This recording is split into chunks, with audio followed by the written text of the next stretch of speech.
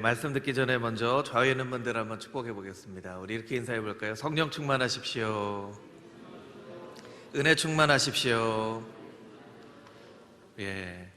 우리 오늘도 이제 영상으로 예배드리는 우리의 가족들이 있는데요. 우리 오늘은 한번 우리가 큰 목소리로, 여러분들이 큰 목소리로 해주셔야 그 소리가 들립니다. 제가 하나 둘 셋 하면 사랑합니다 하고 박수를 한번 우리가 환영하면 영상으로 예배를 드리는 우리의 가족들도 우리의 사랑을 같이 느낄 수 있을 것 같습니다. 그럼 다 준비되셨죠? 하나 둘 셋 하면 큰 목소리로 사랑합니다 하고 박수를 하는 겁니다. 우리 같이 해보겠습니다. 하나 둘 셋, 사랑합니다.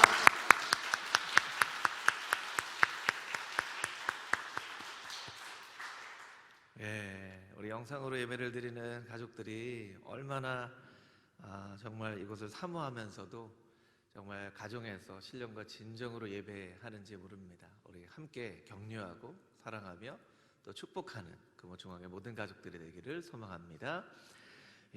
암송구절 우리 같이 암송하고 하나님 말씀 나누도록 하겠습니다. 먼저 지난주 암송구절 사도행전 4장 12절 말씀 먼저 암송해 보겠습니다. 시작. 다른 이로서는 구원을 받을 수 없나니 천하 사람 중에 구원을 받을 만한 다른 이름을 주신 일이 없음이라 하였더라. 사도행전 4장 12절 말씀. 아멘. 이번 주 말씀 또 같이 한번 읽어보겠습니다. 시작.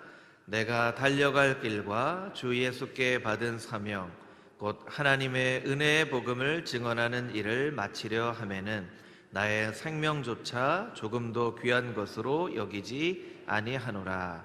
사도행전 20장 24절 말씀. 아멘. 한 주간의 한 구절입니다. 여러분 꼭 소홀히 여기지 마시고 꼭 이 말씀을 암송해서 이 한 주간 한 주간 쌓여진 말씀이 우리의 삶 가운데 중요한 버팀목이 되어지는 귀한 말씀이 되기를 소망합니다. 함께 말씀을 나누도록 하겠습니다. 오늘은 종려주일입니다. 종려주일은 예수님께서 십자가에 달려 마지막 사명을 다하시기까지 나귀를 타고 예루살렘에 올라가신 그 주일을 기념하여 드리는 종려주일이 바로 오늘 우리가 드리는 이 주일입니다. 사실 이 종려나무 가지를 꺾어 예수님을 맞이했다라고 하는 구절은 오늘 본문인 요한복음 12장에만 등장하는 구절입니다. 다른 구절은 종려나무 가지를 꺾었다는 표현이 없어요. 이 성경에 유일하게 이곳에만 나오는 이 구절인데 그 장면이 사람들의 뇌리에 굉장히 강한 인상을 줬던 것 같아요. 이 주일을 다른 주일도 아니고 종려주일이라고 부르게 되었던 것이죠. 종려나무는 이스라엘 백성들에게 승리를 상징하는 그런 나무였습니다. 종려나무는 우리가 잘 먹는 대추야자가 종려나무의 열매예요. 이 종려나무는 잘라도 다시 살아나는 그래서 불멸의 나무, 불사조 나무라고 하는 별명을 가진 나무가 이 종려나무입니다. 그리고 승리의 상징을 하는 것이죠. 그래서 아마도 이스라엘 백성들이 그 종려나무 가지를 꺾고 예수님을 맞이했던 것입니다. 사실 제자들은 예수님이 멋지게 예루살렘에 입성하기를 원했을 것입니다. 왜냐하면 예수님께서 입성한다는 그 의미는, 예루살렘으로 입성한다는 의미는 이제 로마의 정부를 뒤집어 엎고 무너뜨리고 예수님을 중심으로 새로운 질서를 세운다고 스스로 생각했기 때문이죠. 그런데 예수님께서 멋지게 들어가셔야 되는데 나귀를 타고 들어간다고 하니까 이 제자들의 마음 가운데는 큰 염려와 걱정이 되었습니다. 염려는 때로 우리의 시각을 흐리게 만들고 현실을 제대로 보지 못하게 만듭니다. 염려가 우리의 삶을 똑바로 보지 못하게 만드는 것이죠. 비유적으로 말하면 염려는 안개와 같습니다. 안개는 실제로는 작은 양동이 하나에 물밖에 되지 않는 이 물이 수증기가 돼서 이 안개가 되면 앞을 똑바로 보지 못하게 만들죠. 차가 운전하는데 방해를 합니다. 사람도 못 보게 하고 건물도 못 보게 하고 광경도 못 보게 하죠. 그래서 없는 것처럼 생각을 하게 됩니다. 실제로는 있지만 없는 것처럼 생각하게 만드는 것이죠. 여러분, 염려는 이 안개와 같습니다. 실제로는 존재하지만 존재하지 않는 것처럼 생각하게 만드는 것이죠. 하나님께서는 여전히 우리를 통치하고 계시지만 이 염려가 안개처럼 우리의 마음에 들이올 때 하나님이 마치 계시지 않는 것처럼 우리가 생각하게 되어진다는 것입니다. 이 염려라는 말, 영어로는 worry라고 하죠. 예전에 한 해외에서 오신 그 목사님이 우리나라를 이렇게 보면서 나는 한국이 이해되지 않는 게 있다. 저 은행에 사람들이 돈을 맡기는 게 이해가 안 된다. 그 은행은 우리 은행이었습니다. 근데 그분은 그걸 워리 은행이라고 봤어요. 워리 은행.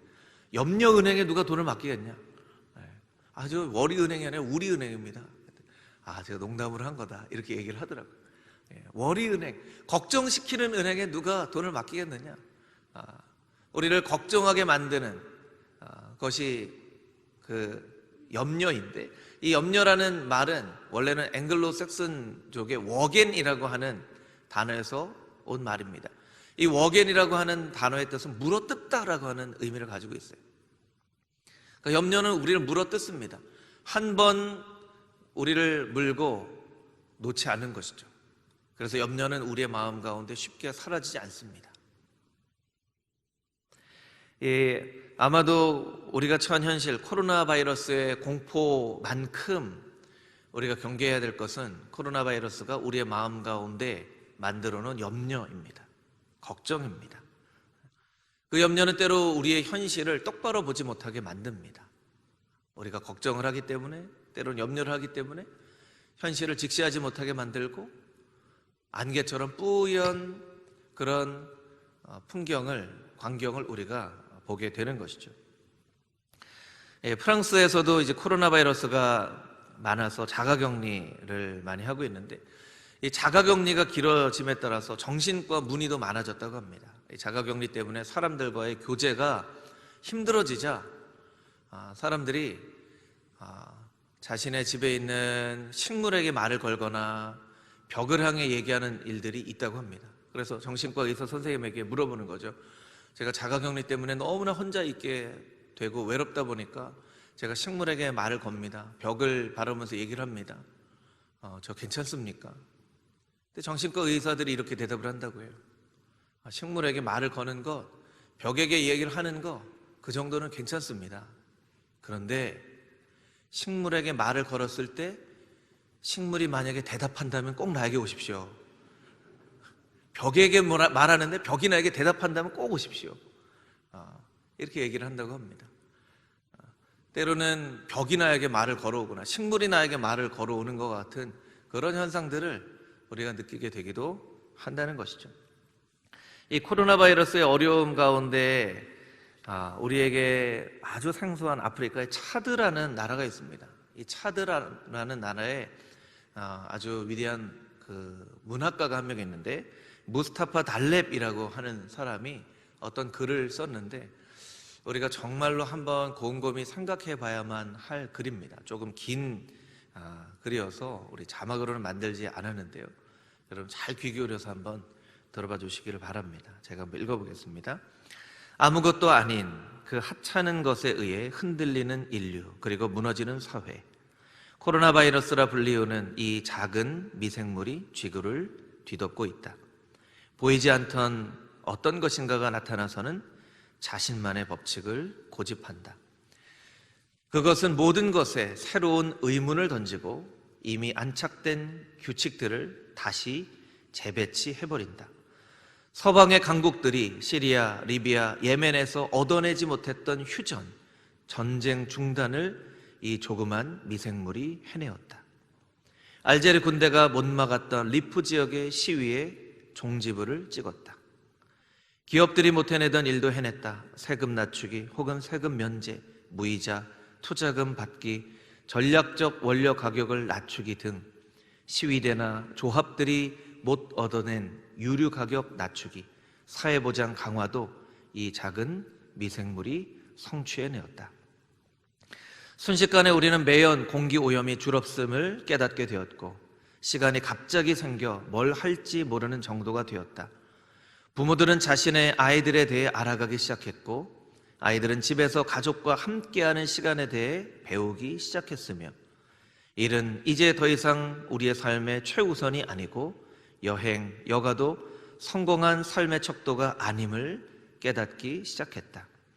우리는 가난하거나 부자이거나 모두 한 배를 타고 있으며, 시장의 모든 물건들을 마음껏 살 수도 없으며, 병원은 늘 10,000원으로 들어차 있고 더 이상 돈이 모든 것을 해결할 수 없음을 깨닫게 되었다.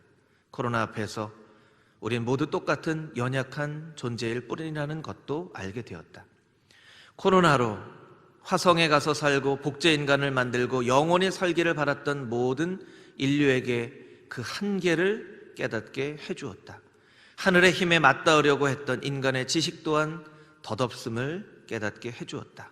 인간은 그저 숨 하나 먼지일 뿐임을 깨닫는 것도.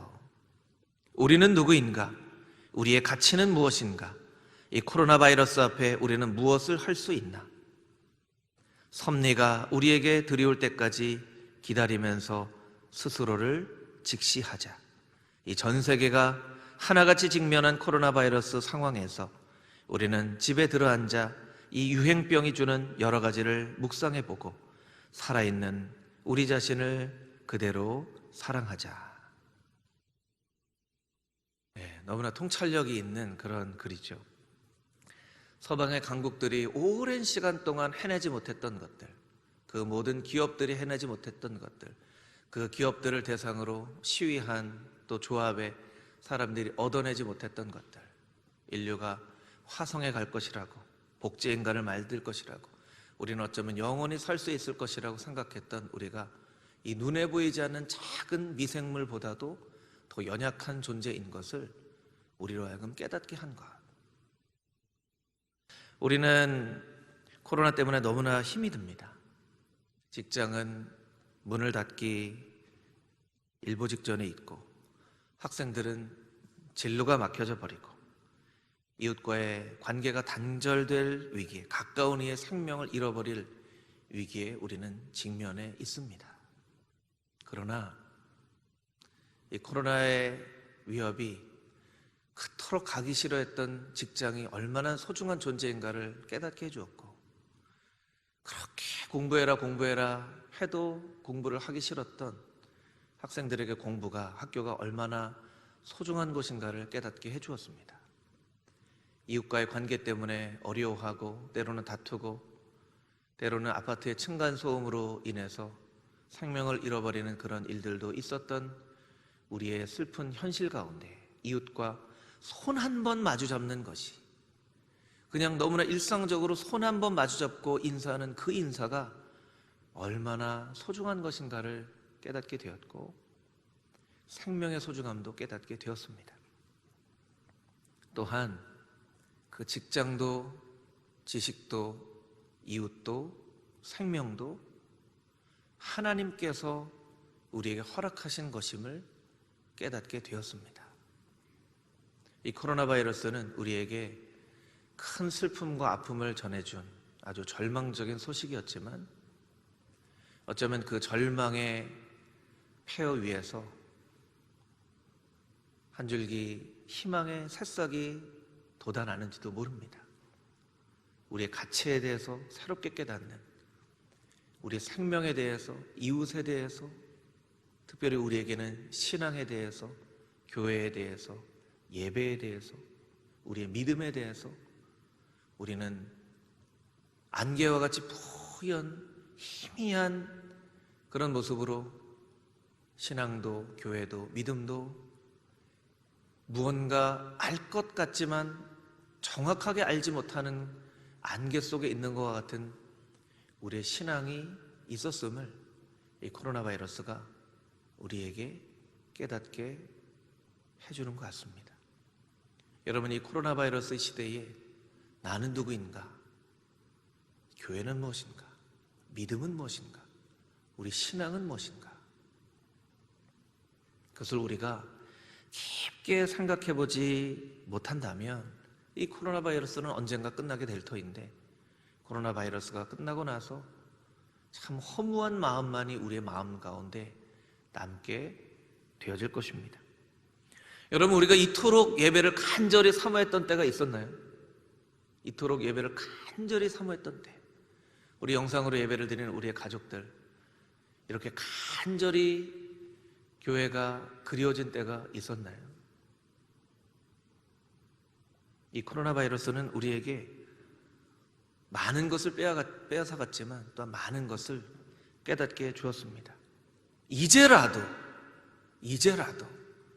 우리가 그 현실을 직시하고 안개와 같이 뿌연 모든 것들을 다 걷어내고 우리의 신앙을, 우리의 믿음을, 교회가 무엇인지 예배가 무엇인지 우리의 사명이 무엇인지를 깨달아 안다면 이 코로나 바이러스는 이스라엘 백성들에게 하나님께서 들으셨던 바벨론과 아수르와 같은 그런 막대기 같은 역할을 하셔서 우리로 하여금 정신을 차리고 하나님을 바라보며 하나님을 예배하는 자로 만드시고자 하는 하나님의 또 다른 축복의 도구가 되어질지도 모릅니다.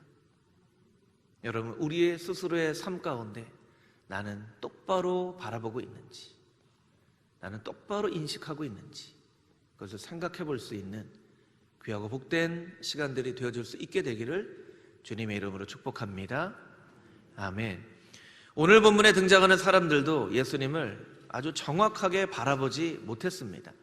우리 읽은 본문 말씀 가운데 12절부터 15절까지 있는 말씀을 다시 한번 읽어보겠습니다. 12절부터 15절 함께 읽겠습니다.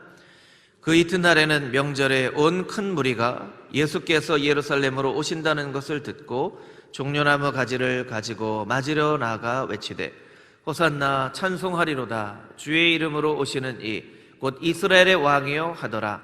예수는 한 어린 나귀를 타시니 이는 기록된 바 시온에 따라 두려워하지 말라 보라 너의 왕이 새끼 나귀를 타고 오신다 함과 같더라. 아멘. 온 큰 무리가 모였습니다. 자신의 겉옷을 바닥에 깔고 종려나무 가지를 가지고 맞이한 이 모습은 마치 예수님을 진짜 이스라엘의 왕처럼 맞이하는 것처럼 보여진다는 것이죠. 근데 여러분, 이 본문의 말씀을 아주 정확하게 우리는 이해해야 됩니다. 이 본문의 말씀과 동일한 본문의 말씀인 마태복음 21장 8절 말씀 가운데에는 백성들이 나뭇가지를 베었다 이렇게 되어 있어요. 또한 마가복음 11장 8절 말씀은 그 나무가 들에서 벤 나뭇가지라고 이야기를 하고 있습니다.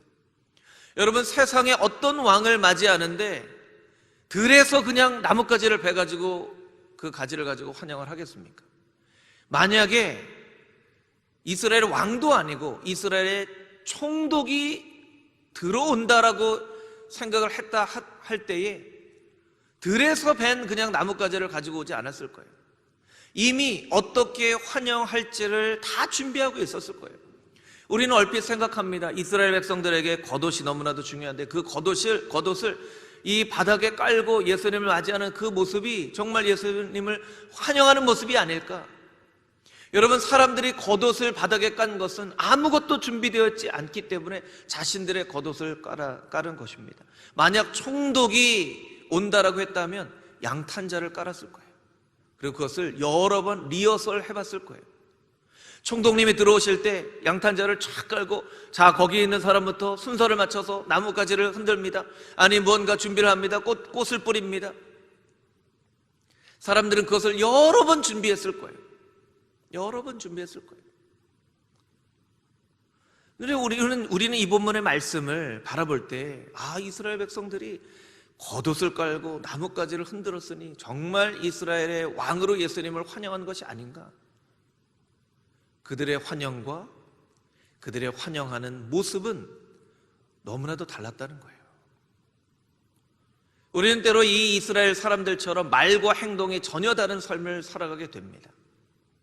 제가 예전에 저희 둘째 예은이 친구들을 차에 태우고 어디를 간 적이 있었는데 제가 뒤에서 이야기를 하는 아이들의 이야기를 들으면서 너무나 참 기가 막히다는 생각을 했었어요. 저희 둘째 예은이가 이 영상을 안 본다는 것을 전제로 제가 예은이의 얘기를 허락은 받지 않았습니다. 허락을 받으면 못하게 할 거기 때문에 예은이가 아마 전교 10등을 한다고 그랬나 봐요. 제가 잘 압니다. 하나님께서 예은이에게는 다른 달란트를 주셨어요. 근데 전교 10등을 한다는 거예요. 근데 친구가 아이고 내가 너 전교 10등 하면 강남에 있는 빌딩을 사줄게. 그래 너 꼭 사줘야 돼. 너 여기 써. 내가 전교 10등 한다. 내가 너 왜 나를 무시해? 내가 전교 10등 내가 요번 시험에 꼭 전교 10등 할 거야. 강남 빌딩 골라 내가 사줄게. 한 놈은 강남 빌딩 사준다고, 한 놈은 전교 10등 한다고. 둘 다 그런 능력이 없는 아이들이 정말 사줄 거냐, 정말 10등 할 거냐를 가지고 뒤에서 한참을 얘기하더라고요. 저는 얼마 얘기하다가 자기네들끼리 웃고 그냥 끝날 줄 알았는데 너무나도 심각하게 정말 그 아이를 태워다 줄 때까지 그냥 그 얘기를 계속 하더라고요. 너 빌딩 다음 주까지 골라와야 돼. 사진 찍어서 나한테 보내. 그렇게 하더라고요. 제가 좀 기가 막히다는 얘기 생각을 했습니다. 어쩌면 우리가 그런 삶을 살고 있는지도 모릅니다. 우리의 능력으로 정말 할 수 없는 일들을 말로 하는, 우리의 말과 행동은 너무나 다른 그런 삶을 우리가 살고 있는지도 모릅니다. 어쩌면 제가 그 두 아이를 바라보면서 참 기가 막히다라고 생각한 것처럼 우리가 하나님 앞에 말하는 그런 것들을 하나님께서 보시고 참 기가 막히다 하실 수도 있습니다. 여러분, 우리의 고백은, 우리의 찬양은, 우리의 예배는 정말 하나님을 정확하게 바라보면서, 정말 예수님을 정확하게 바라보면서 우리가 하나님을, 예수님을 예배하고 찬양하며 경배하고 있는지 우리 스스로의 모습을 돌아봐야만 한다는 것이죠. 본문의 18절 말씀 가운데 보면 이들이 예수님을 잘못 이해했다는 것이 아주 결정적으로 나타나 있습니다. 우리 18절 말씀을 자막으로 같이 한번 읽어보겠습니다. 시작. 이에 무리가 예수를 맞음은 이 표적 행하심을 들었음이러라. 아멘. 이 표적은 나사로를 무덤에서 살리신 표적을 말하는 것이죠. 이 사람들이 예수님을 이렇게 맞이한 것은 나사로가 무덤에서 살아났다는 그 이야기를 들었기 때문에 예수님을 환영하는 거예요. 예수님을 메시아로서 맞이한 것이 아니라 나사로를 죽음에서 살렸다는 그 이야기를 듣고 이분은 뭔가 하실 수 있는 분이구나 라는 막연한 생각으로 예수님을 맞이한 것이죠. 이들이 불과 며칠 뒤에 예수님께서 십자가에 못 박혀 돌아가실 것을 정확하게 이해하고 예수님을 맞이했을까요? 예수님이 십자가에서 돌아가신 것은 우리의 죄를 용서하시기 위해서 돌아가신 그 사건을 이 사람들이 이해하고 호산나, 호산나 이렇게 예수님을 맞이했던 것일까요? 이들은 예수님을 정확하게 보지 않았습니다. 이들은 호산나 찬양했죠.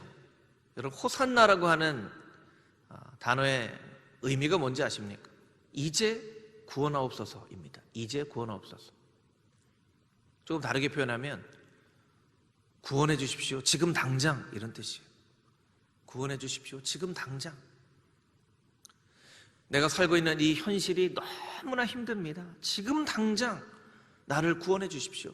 지금 당장 이 어려움에서 나를 구원해 주시기만 한다면 당신이 누군지는 별로 중요하지 않습니다. 당신을 메시아로 모시겠습니다 하는 고백이에요.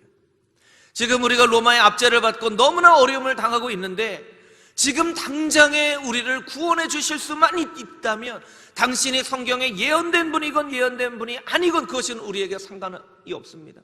당신을 우리는 메시아로 모시겠습니다 하는 고백이에요. 이제 구원하옵소서, 구원하시옵소서, 지금 당장.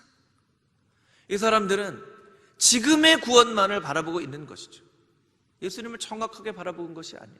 이 호산나라고 하는 구원하옵소서 지금이라는 것이 아주 잘못 적용되어지는 현장은 바로 알코올 중독, 마약 중독 같은 중독자들의 삶입니다. 여러분, 중독자들의 삶은요, 이 일이 어떤 영향을 자기에게 미칠지, 이 일 이후에 어떤 대가를 내가 치러야 될지가 전혀 문제가 되지 않아요. 그냥 지금 이 순간 너무나 죽겠기 때문에 지금 이 순간의 구원만을 위해서 알코올에 빠지고 마약에 빠지고 다른 중독에 빠지는 거예요. 우리는 잘 이해가 안 되죠. 왜 저 사람들이 어떤 결과를 맞이하려고 이번 주에도 아주 유명한 가수가 이 마약류는 아니지만 그 어떤 마취제를 맞고 화장실에서 쓰러져 있다가 방송이 나갔는데 또 이틀 뒤에 또 쓰러져 있었어요. 그 사람은 누구나도 다 아는 가수였습니다. 그런데 그 사람이 왜 화장실에서 그렇게 쓰러진 채로 발견되었을까요? 지금 현실이 너무나 죽겠는 거예요. 그래서 이 지금을 구원할 수만 있다면 내가 무엇이든 하겠다라는 거예요.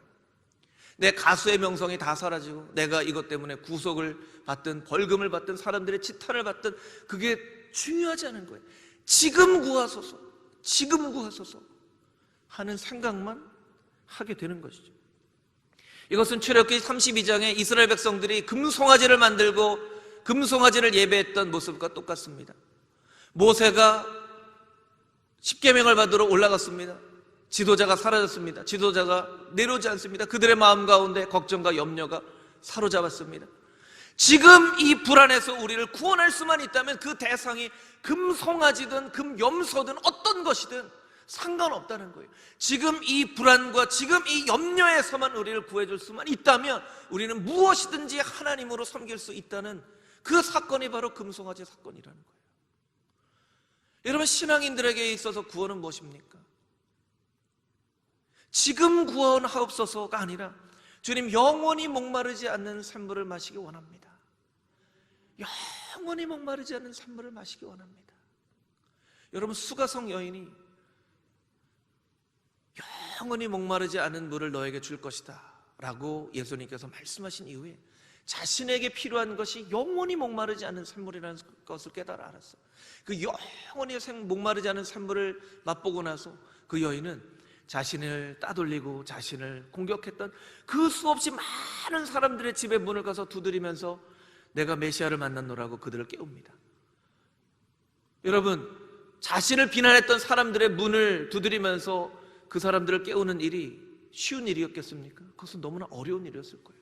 지금의 구원과는 너무나도 상반된 일이죠. 지금의 구원은 당장 내가 좋아야 되는데 그 여인은 너무나도 고난, 너무나도 자기를 비난할 가능성 있는 사람들에게 가서 이야기를 하는 거예요. 왜 그렇습니까? 영원한 생명을 맛보았기 때문에. 크리스찬들의 구원은 영원한 생명을 맛보았기 때문에 오늘의 고난을 견딜 수 있는 것이 크리스찬들의 구원이에요. 어쩌면 코로나 바이러스의 위험 가운데 있는 우리들에게 이런 한시적인 구원을 바라보는 마음이 있을지도 모르겠습니다. 당장 이 코로나 바이러스로부터 우리를 구원할 수만 있다면 그 어떤 것이라도 우리는 대가를 치르겠다. 그게 오늘 모든 세계가 처해 있는 위기와 상황이 아닙니까? 여러분, 만약 드라마와 같이 사단이 우리에게 나타나서 내가 당장에 이 코로나 바이러스를 없애줄 테니 너희는 나를 경배해라 라고 한다면 경배할 사람이 있겠습니까? 없겠습니까? 있겠습니까? 없겠습니까? 이 종려주일에 종려나무 가지를 꺾고 자신의 겉옷을 깔고 예수님을 맞았던 이 사람들은 그들의 말과 그들의 행동이 너무나 다른 예수님을 바라보고 있다는 거예요. 여러분, 우리는 누구입니까? 우리의 믿음은 무엇입니까? 우리 교회는 무엇입니까? 우리 예배는 무엇입니까? 우리가 그것을 정확하게 바라보고 있습니까? 혹여 우리의 마음 가운데 있는 걱정과 염려로 말미암아 예수님을 제대로 된 시선으로 바라보지 못하고 십자가를 바라보나 뿌연 안개가 껴있는 십자가로 우리가 바라보고 있지는 않은지. 여러분이 바라보고 있는 이 십자가는 여러분에게 어떤 의미입니까?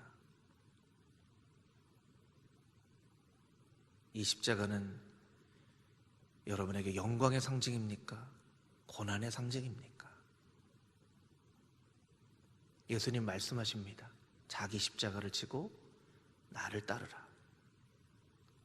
십자가를 바라볼 때마다 우리는 정확하게 십자가가 무엇을 의미하는지, 십자가를 바라보며 따라가는 우리는 어떤 삶을 위해 부르심을 받은 자인지를 분명하게 깨달아 알아야만 합니다. 그것을 분명하게 깨달아 알지 못한다면 호산나라고 외쳤던 이 사람들과 같이 지금 당장 우리를 구원하실 수만 있다면 당신이 누구인지 상관이 없습니다 하는 너무나도 어리석은 고백을 우리가 하게 될 수도 있기 때문입니다. 여러분, 십자가를 정확하게 바라보고 우리가 걸어가야 될 길을 정확하게 바라봄으로 부활의 영광에 이르기까지 그 십자가의 고난의 길도 참여해야만 함을 우리가 분명히 바라보고 그 고난의 길 가운데 주님과 함께 동행하는 금호중앙의 모든 귀한 성도님들이 다 되시기를 주님의 이름으로 축복합니다. 아멘. 16절 17절 말씀을 같이 읽어보겠습니다. 16절 17절 말씀입니다. 시작.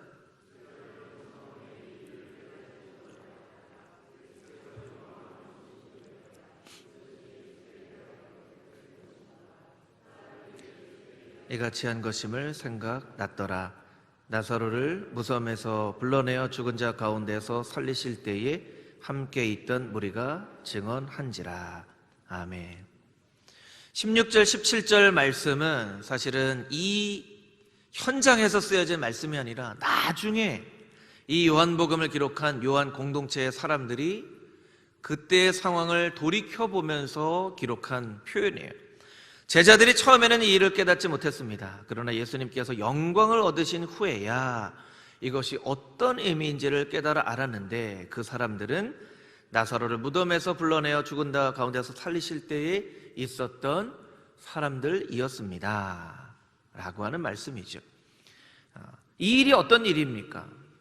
십자가에 예수님께서 못 박히신 일이기도 하고요, 예수님께서 어린 나귀를 타고 예루살렘에 올라가신 일이기도 합니다. 예수님께서는 이제 곧 십자가에 못 박혀 돌아가실 상황 가운데 있었음에도 불구하고 나귀를 타고 예루살렘에 들어오십니다. 그것은 이 말씀이 성경에 예언되어져 있기 때문입니다. 스가랴 9장 9절 말씀, 우리 자막을 통하여서 같이 한번 읽어보겠습니다. 시작. 시온에 따라 크게 기뻐할지어다. 예루살렘에 따라 즐거이 부를지어다. 보라, 내 왕이 내게 임하시나니 그는 공의로우시며 구원을 베푸시며 겸손하여서 나귀를 타시나니 나귀의 작은 것 곧 나귀 새끼니라. 아멘. 여러분, 나귀를 타고 입성하는 왕은 없습니다. 역사상 나귀를 타고 입성하는 왕이 없어요. 그렇기 때문에 누군가 나귀를 타고 입성한다면 그 사람이 왕인 것이 분명하다는 이야기입니다. 예전에 핸드폰이 이렇게 발달되어져 있지 않았던, 핸드폰이나 예전에 쓰던 뭐 삐삐 이런 게 그 무선 호출기라고 그러네, 그 발달하지 않았던 시대에 미팅을 했던 그런 방법이 있습니다. 예를 들면 이런 거죠. 대학로 KFC 앞에서 노란 잠바를 들고 빨간색 장미꽃을 들고 있으십시오. 007 미팅이라고 하죠. 007 미팅. 이 007 미팅을 하려면요, 사람들하고 아주 다른 복장을 해야 돼요. 뭐 예를 들면 비가 내리지 않는 날에 우산을 쓰고 있는다든가, 아니면 쌀쌀해진 초가을 날인데 반바지를 입고 있는다든가, 아니면 노래를 뭐 크게 부른다든가, 그래야 그 사람이 내가 만나야 될 사람인 것을 분명히 알고 있는 거죠. 간혹 당혹스러운 일도 있는데요, 비가 내리지 않는 날에 우산을 쓸고 있는 사람이 2명, 3명 있기도 해요. 네. 그럼 누가 누구인가 모르는 거죠. 근데 만약에 비가 내리지 않는 날에 우산을 쓰고 노란 잠바를 입고 빨간색 장미를 들고 개다리춤을 추고 있다면 그 사람은 분명히 내가 만날 사람이 맞습니다. 그렇죠.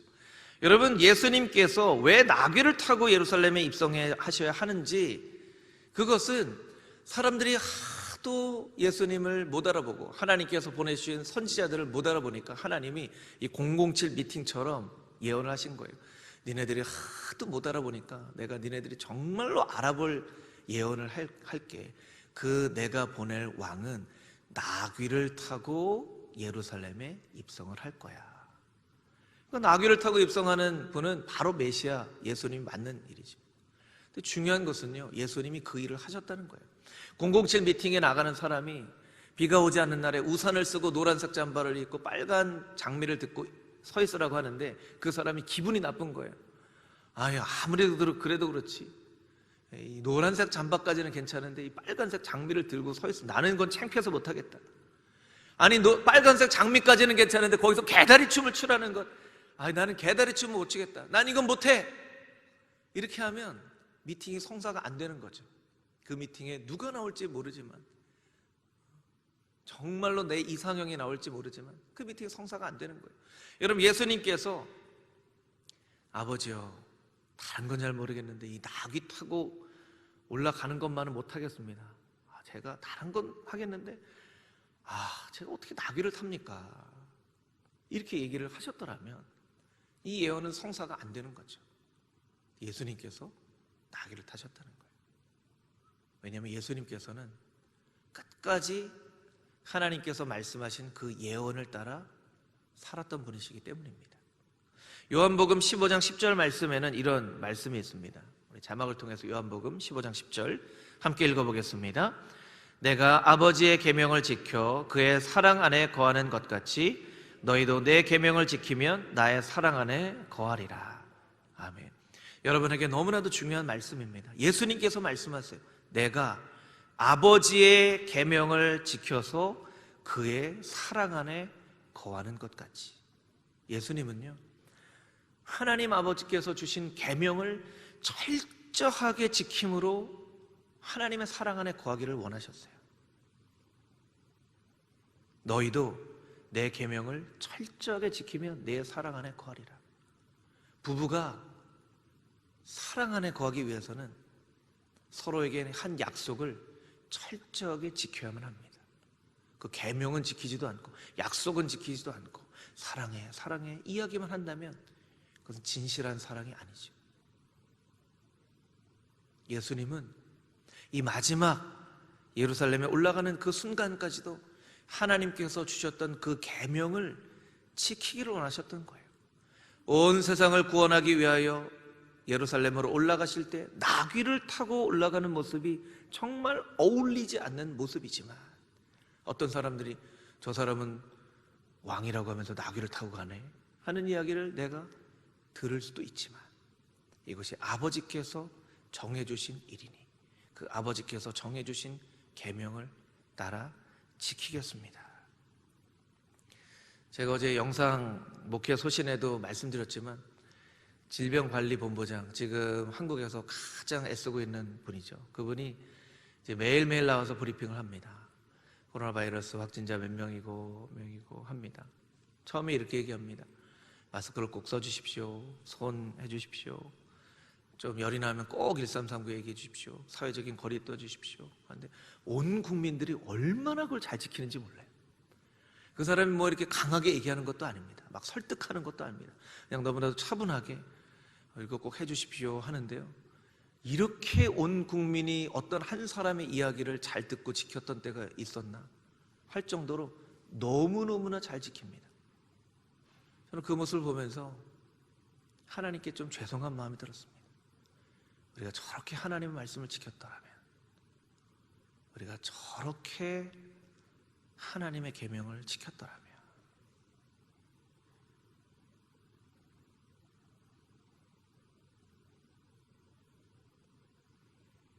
예수님께서는 마지막 때까지 그 하나님의 계명을 지킴으로 하나님의 사랑 안에 거하기를 원하셨는데, 우리는 하나님의 계명도 잘 지키지 않고 사랑합니다 사랑 타령만 하고 있는 우리의 모습은 아닌지 우리 스스로를 돌아봐야만 할 것입니다. 그리고 하나님께서 우리에게 어떤 계명과 어떤 말씀을 주셨는지 우리는 분명하게 기억해 봐야만 할 것입니다.